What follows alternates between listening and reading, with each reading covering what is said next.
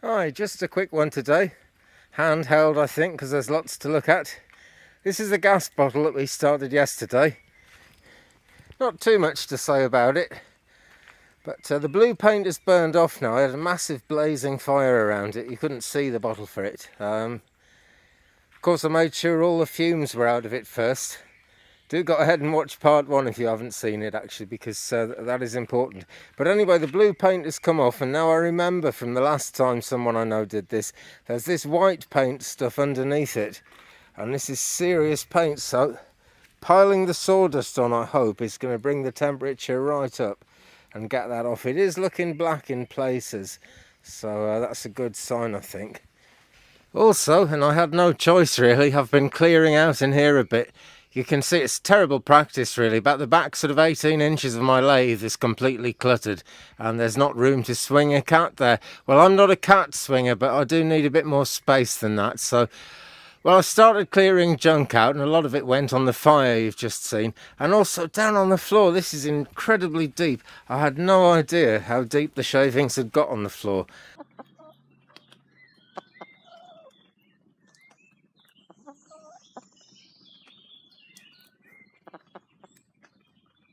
This is the bowl that I turned a couple of days ago, Sycamore.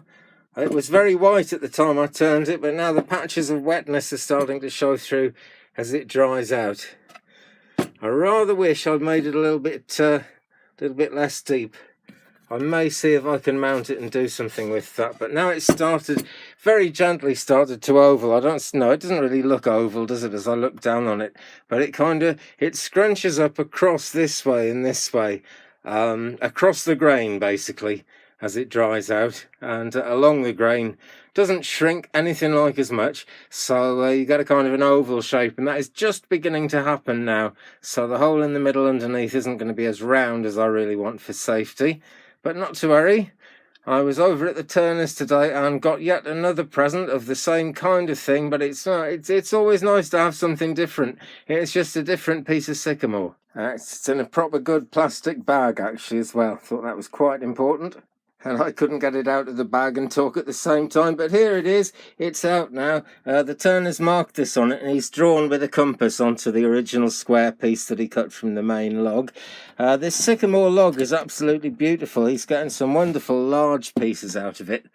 I'll have to stick some images on, some stills with this and show you them. I mean, look at that. That has nearly gone, actually.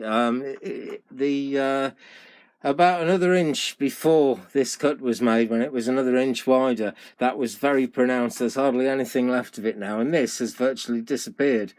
So I don't think there's probably going to be nothing left of either of those two once I've taken the outside off. But there'll be something good in the middle, you know, where we find out the heart of the wood. But as I was saying, just like the other one, it's losing water already, and it will be starting to oval. So I'm going to put it back in its bag, and we will turn it another day.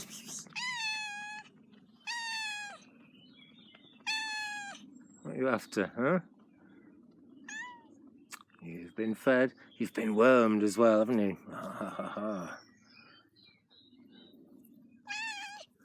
I know. It's not time yet, though. Well, thanks for watching, guys. Give me a thumbs up if you enjoyed the video. Subscribe if you can take any more. And I'll be back soon. Thanks. Bye.